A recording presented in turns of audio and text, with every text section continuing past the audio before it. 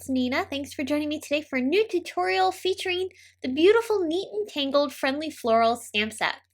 I loved this stamp set so much. I actually created 3 different cards with it, and I wanted to show you the techniques that I used to create each card.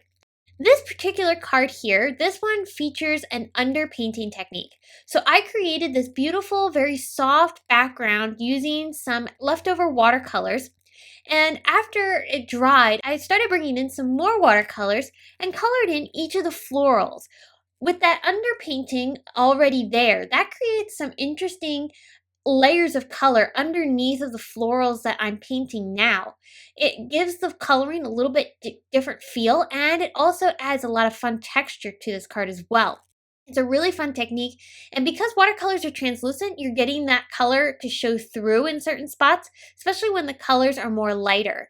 Even the darker colors capture a little bit of a different tone, and you can see the difference in the shades, even of the same color, how because there's a different color underneath, it captures a totally different look for that particular color. These florals that I'm painting right now with this darker pink both use the same colors, but in the end, they both have a slightly different appearance because there's a different color underneath of the flower. And this is a really fun technique to experiment with. I've created a few cards on and off camera with this technique, and I've really enjoyed playing around with it.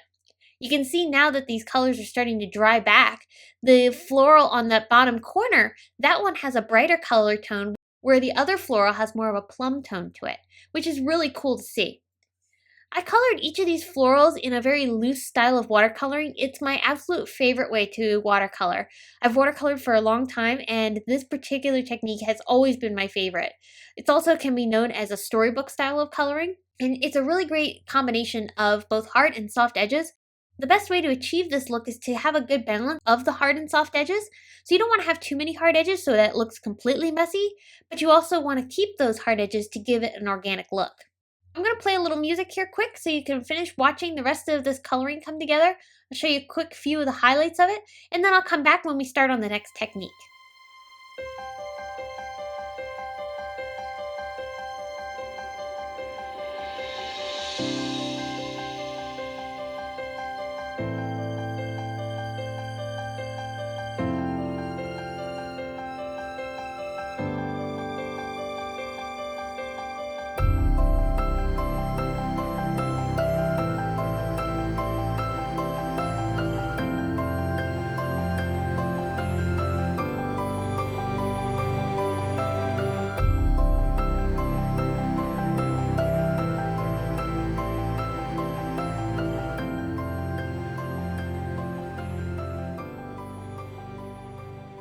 Okay, so the next technique I wanted to do was color these images again in that loose style of coloring, but this time I'm going to fussy cut them.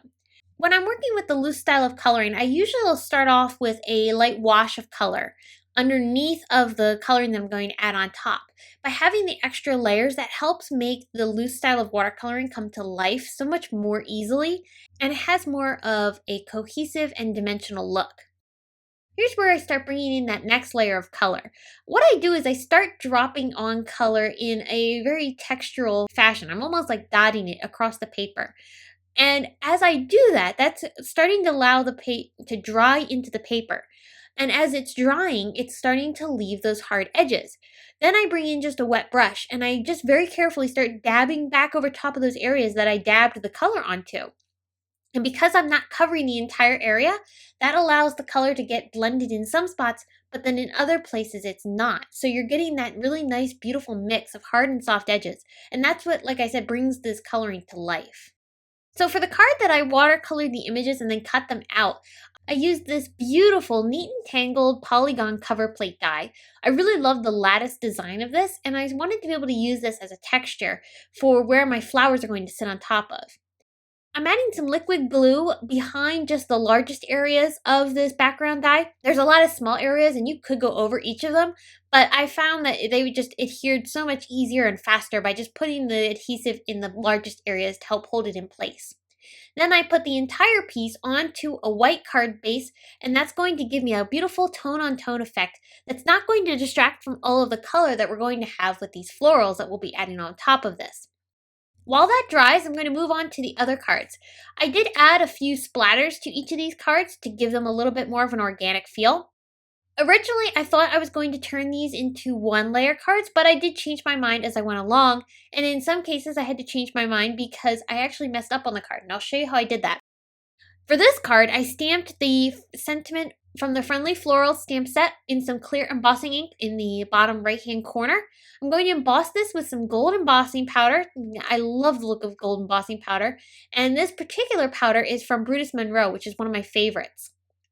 Here's the other card. This one I was going to stamp the Sending Hugs sentiment in some gold embossing powder as well. And then I was planning on stamping the rest of the sentiment above and below that Sending Hugs. And I thought I would stamp it in some purple ink from Altenew. I thought it matched really well with the colors of the watercoloring. And I thought, oh, this is going to look great. The problem is that I had some of the sentiment upside down. I had trimmed the sentiment, and because I had done so, I wasn't paying attention when I was placing these onto my MISTI tool. And in the end, I stamped it upside down. So I ended up having to cover over that with some sentiments that I stamped with those same greetings, and then I just fussy cut out into little label shapes and placed over top. So that hides my mistake, but that did change my plan of turning this into a one-layer card.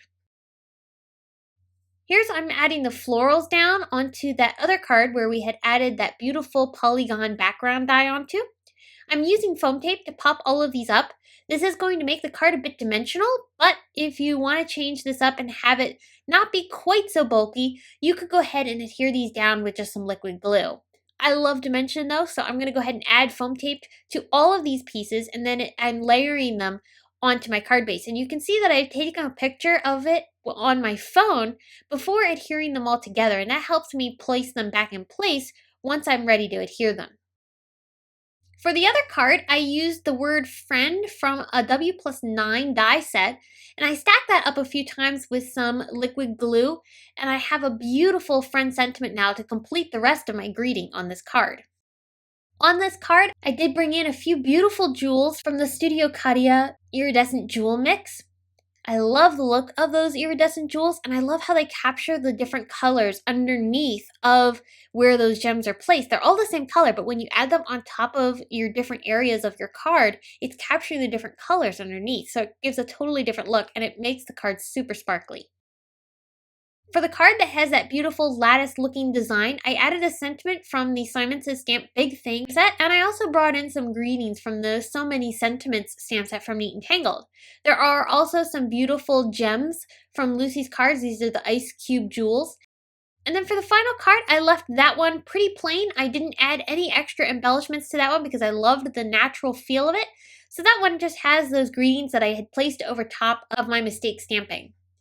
I hope that all of these cards have inspired you to create with the new Neat and Tangled Friendly Florals stamp set. You can head on over to my blog to get more information on each of these cards, including still pictures and the products used. And you can click on the videos here at the end of this video to find some more fun inspiration using some other watercoloring techniques. Thanks so much for joining me. I will be back again very soon with another video, and until then, have a great day. Bye!